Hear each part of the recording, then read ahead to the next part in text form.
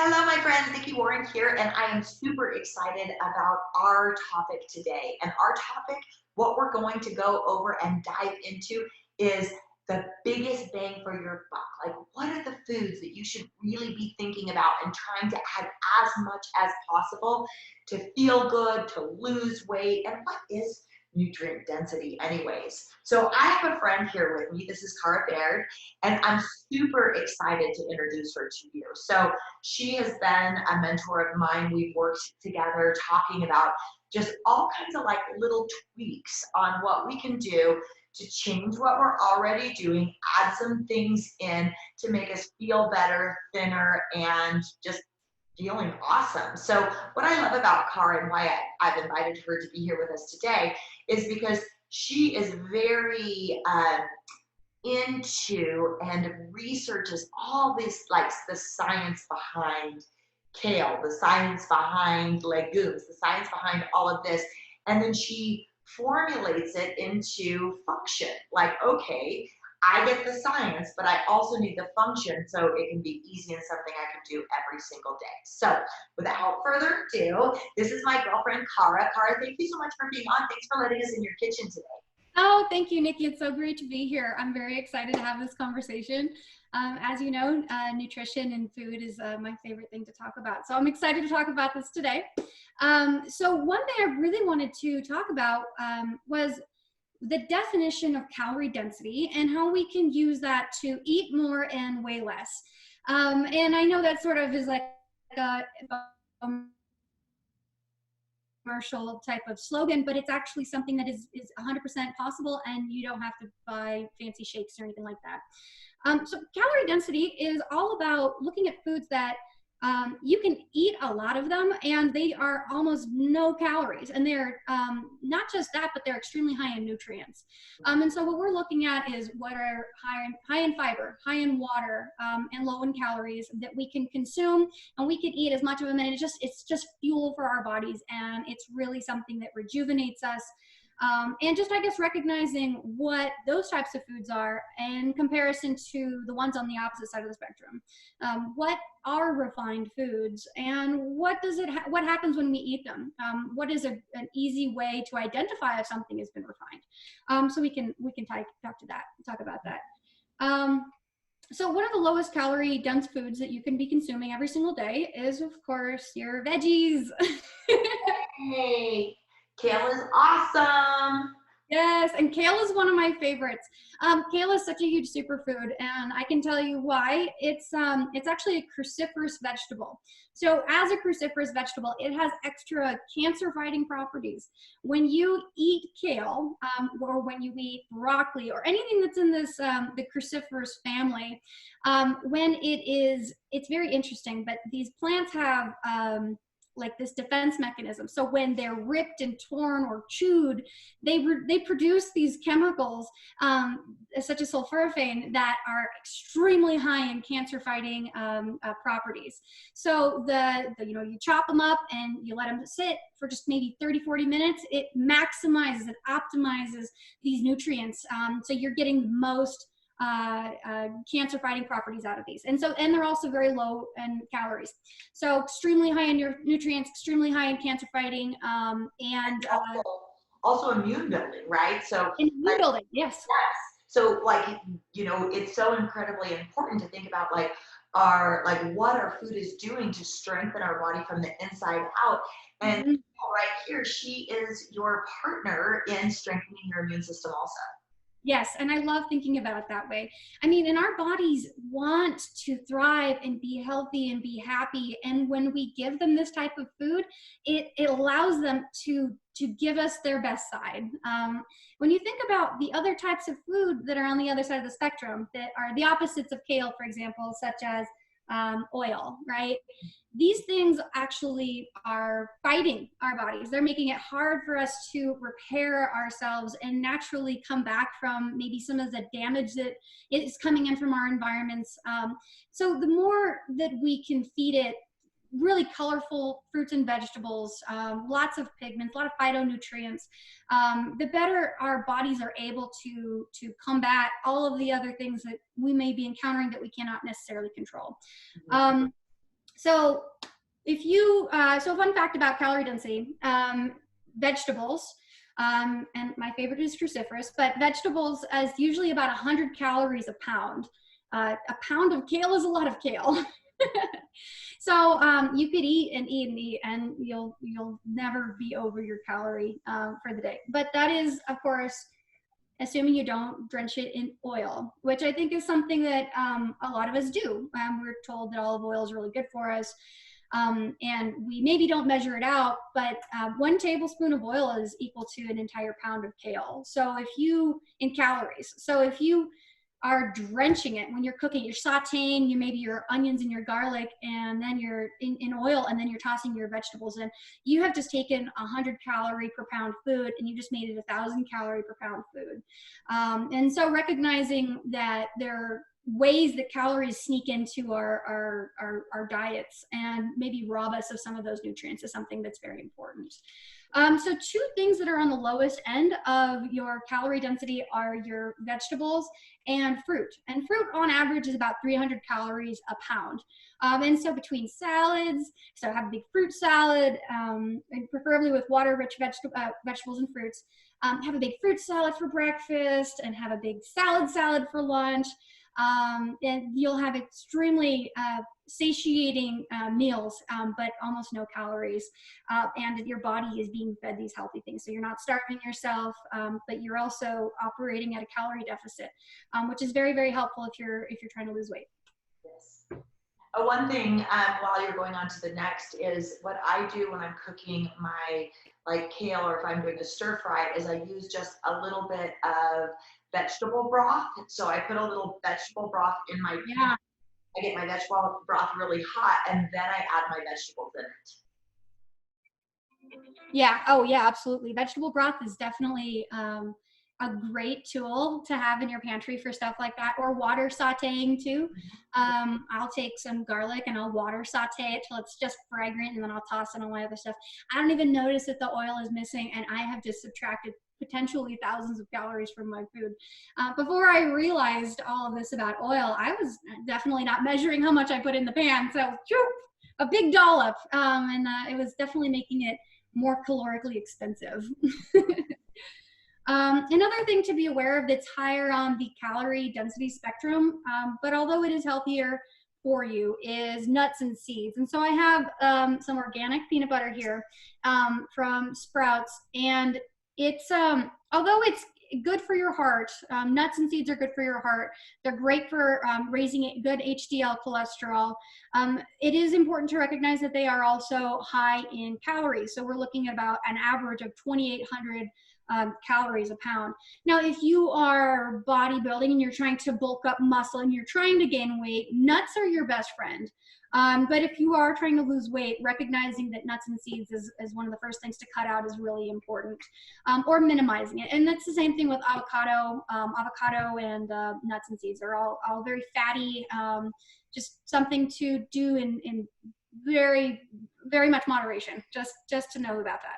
Yeah, and I think that also with like the healthy fats, for me, what I do is, because avocado does make your hair nice and your skin nice, and the fat is absorbed, differently in your body because there's so many like also micronutrients, is I just do a sliver of avocado, and then I eat nuts on my salad or in my food instead of on the side as a snack. Because when I'm snacking, if I'm snacking on these really high calorie foods, and I can eat a lot, so walnuts, or all of these, yeah, and especially the peanut butters, those are very easy to eat too much of.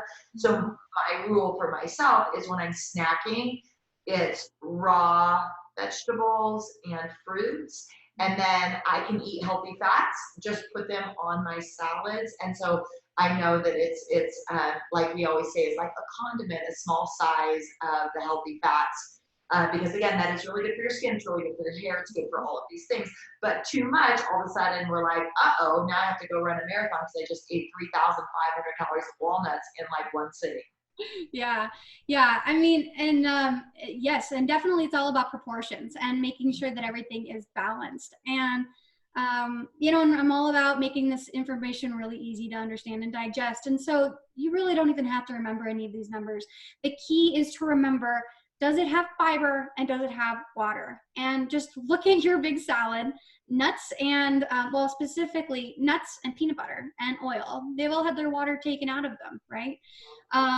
And they don't have very much fiber. But if we look at our high fiber foods and our high water rich foods, those happen to be more satiating and they just naturally fall into the lower calorie density. So have a big salad, and then if you are going to put your avocado or your nuts or your seeds, just looking at the proportions of how much trapped water am I eating, and just try to eat as much trapped water foods as you can.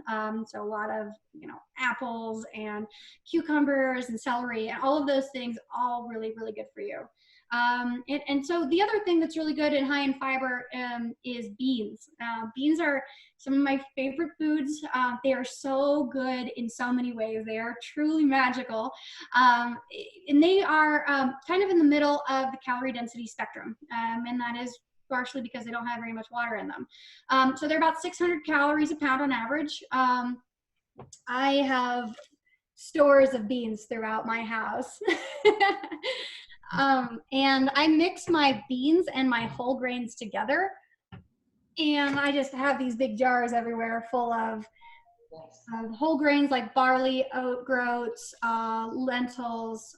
So I have my beans and grains together here. How is that? How do, and I know that we'll get into this in later episodes, but how do the beans cook with the, like, with the other mixture, the oats and stuff? Yes. Specifically, the are these small beluga lentils. And so they're very small, and because of the size of these, they really cook evenly with the barley and the oat groats. Okay. I do believe that that has a lot to do with the size. So the barley itself that I'm cooking with is about the same size. Great. Thank you. That's clear. Yeah, so that's one of my favorite mixtures, and so I will cook it up just like rice, and I'll have it as I can have it for breakfast. You can make it a little sweeter. Maybe you've got some sweet vinegars, things like that, or just have it for dinner. Any way that you really eat rice is how I get my whole grains in. Perfect. So we've kind of gone over the spectrum of our low calorie dense foods, which as a good rule of thumb are high in fiber foods, high in water foods. So wanting to consume more of those things, and then looking at the oils and the fats and the nuts in our lives, and just recognizing that those things could maybe be reduced. And so that's just a really great rule of thumb for how we want to create a calorie deficit. Increase your fruits and vegetables and decrease everything else pretty much, but everything in moderation. Great. So I want to talk about 12 types of foods that you want to be consuming every single day. And get your pen, get your paper, let's write this down. Yes, this is very important. And so number one is beans. And the darker the bean, the better. You want to really look at what has the most phytonutrients. And if you really want to find at the grocery store the highest in nutrient foods, look for the sweet potatoes versus the white potatoes. Look for the purple cabbage. Look for that dark dinosaur kale. And look at the colors. Really eat the deep dark colors. That's your highest in nutrient and antioxidant foods. So you want to be consuming at least 3 servings of beans a day. My favorites, I mix it up a lot, but one of my favorite ones is beluga lentils, which are these small ones here, because they are black lentils, and they have some of the highest antioxidant levels up there with berries, blackberries, which is incredible for beans. The other thing with beans is they're extremely good for your good gut bacteria. So you feed your good gut bugs and they feed you back. And that's what gives you this clear skin, keeps you satiated. It's just a really good thing, and you really can't overeat it. But remember not to add oil when you cook your beans, because you might just rob yourself of that calorie deficit you're creating. And next, you want to eat berries. Try to eat at least a serving of berries a day. If you can't keep fresh berries, in your fridge for very long and you want to eat them every day, I default to a lot of dried berries. So goji berries are some of the best berries that you would want to be eating. They're extremely high in antioxidants and a bunch of other wonderful nutrients. I get these at Whole Foods, but you can also find them in some Indian markets, and they're much cheaper there. So I'll do like a whole oatmeal in the morning, and I'll put some goji berries, maybe some mulberries that are dried and in my pantry, and maybe depending on if I want to add nuts or not, then I'll add that, and I'll have my oatmeal. It's super, super good for your heart, super satiating, keep you full for hours, and low calorie. Then you also want to be consuming fruits. So I always point to apples. Thinking about fruits that are very water rich is very important. I think there is a lot of misconceptions about fruit and blood sugar, but this fruit comes packaged with fiber, and that is a huge difference between the refined sugars that you see, or even juiced apples versus full apples. Eating them in their whole form really is something that protects us and protects our body from this crazy insulin spike that we get when you maybe consume other types of sugar.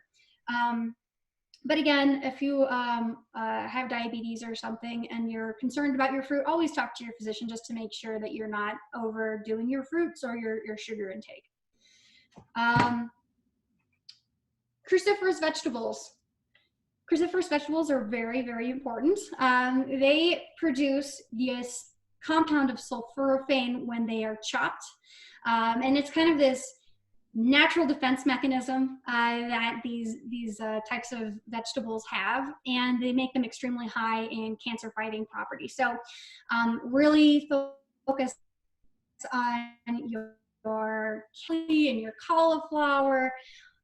One key thing to maximize their sulforaphane output is to chop them up and let them sit on the counter for 30 to 40 minutes. Then you can consume them. That's really an important distinction, because this is about maximizing and optimizing the types of nutrients that are available in the foods. And so that is one way to do it. Of course, if you eat it raw, though, you don't have to do that. So one of my favorite things to do is to make a massaged kale raw salad. And I just put some lemon juice and a little bit of salt, and it's just, oh, it's perfect. I didn't cook any of the nutrients out of it. And it maintains its color. It gets this beautiful, vibrant green when you cook it with, or when you massage it with lemon juice. So it's really a wonderful thing to try. After that, you want to think about other greens. And so I have, have like a green salad that I will eat. So I'll have a big green salad. Bonus points if you have kale and your green salad combined, but recognizing that it's not just broccoli. You don't have to eat just broccoli. You can also eat your spinach and your other things. And other vegetables. I mean, we're just going to keep talking about vegetables. So I have asparagus in the kitchen right now, so that's what I'm going to talk about. Asparagus is something that it has water in it. I think combined, this is my dinner tonight, is my roasted asparagus, no oil, with my kale and green salad. And so that's a lot of food, but almost no calories, and extremely nutrient dense. Nutrient rich. Flax seeds. Flax seeds are very important. I get my flax seeds at farmers markets, but you can get them in bulk bins at Winco, which is one of my favorite places to go. I just buy a lot of things in bulk, my spices, my beans, my grains, and they're all available there. Flax seeds are really good for your heart. They're really good for appetite suppression. They're overall just the type of food you want to be consuming more of. Ground flax seeds are typically what you want to focus on. Whole flax seeds are so well packaged that you can eat a whole flax seed and it'll pass right through your body without giving us any of its nutrients. So it's important that it's ground. So I will usually add ground flax seeds, and coming up on our next one is chia seeds. You can see my jar is almost empty. So I'll combine flax seeds and chia seeds with my oatmeal in the morning. And I'll get the appetite suppression from these, and the satiating factor, and a high fiber, a lot of fiber in your chia seeds. There's a lot of punch in these little things. So that's your next one. So flax seeds and chia seeds, very important. Nuts and seeds, although you do want to be consuming them, just recognizing that a lower amount, depending on what you're trying to accomplish with your diet, but they are important in your body, just for raising good, just for heart health, and just for being. Yeah, calcium, there's a lot of good stuff. Yeah. Herbs and spices. So some herbs and spices that you can be adding to your diet right now are turmeric and cumin and Ceylon cinnamon. You can also add ginger. So these are 4 that are my favorites. They all have different benefits, ranging from appetite suppression to high in cancer fighting properties, like the turmeric. Turmeric is something to, if you can eat it every day, eat it every day. And same thing with ginger and cinnamon. I guess same thing for all of them. Eat them as much as you can. So I put a lot of Ceylon cinnamon in my coffee in the morning. I will put ginger in my green tea in the afternoon. I will put turmeric on anything I can get away with. And it's all just really, really good cancer fighting, and just strong things and good things for your body. But also, like I said earlier, it's important to consult your physician before you start overly consuming any of these, specifically the spices. In some cases, if you're on certain blood thinners or other medications, drastically changing your diet may affect how your body reacts with those things. So always check with your physician before you change anything. Next is whole grains. I mentioned these a little bit earlier, but try to eat whole grains as much as you can. I eat a lot of barley. I've been experimenting with finding barley and all these very colorful things, trying to get my antioxidants in. And so I eat a lot of whole grains. I usually, if I'm making a soup, I'll just take a jar of some of my barley and I'll just toss it in. I'll make a kale and barley soup. If I'm making like a main, like a tofu or whatever my main dish is, where I would normally have rice, I would just have my whole grain. And so that's just important to always have that. And like I said, the more color and the more intact the grain, the better. It makes it easier for our bodies to process. If any of the grains have been processed or milled or ground or chopped, the body will like break it down much faster, and it will actually create this like sugar spike in your body. So the more packaged it is, the longer it stays in your system and the more satiated you feel throughout the day. So it's really important to look for oat groats versus steel cut oats, and just recognizing finding the least processed of your whole grains. Beverages, always be drinking lots and lots of water. If you take anything away from this video today, it's drink water. Drink it so much. It's very, very important. Yes, always have your water. I have my water bottle with my Kaya sticker on it. Yay. I got mine with my cinnamon, ginger, Yay. ginseng. Super, super high antioxidant water. So if you're, in addition to water, also green tea is very important. There we go. Cheers. Cheers. So green tea has some additional benefits that black tea does not. So I would recommend green tea. Of course, it's your preference, whatever you want to consume. As long as it's not soda and sugared stuff, that's kind of what you're going for. And then the last one is try to get some exercise every day. We all have Kaya, of course, but also just move, just get your body going. It's just about remembering to tune into our bodies and consume things that heal us and help us heal, but also making sure that our bodies can move around and just be in the most natural state. I think a lot of us, maybe if we're working from home, we don't have our ergonomic chairs, or we don't have a lot of the things that we're used to having in an office. And so just remembering to get up and move, especially if you're stuck inside like I am. I've been pacing around my kitchen a lot. just to make sure I get my meat Yeah. in. Or, of course, our videos. Yeah.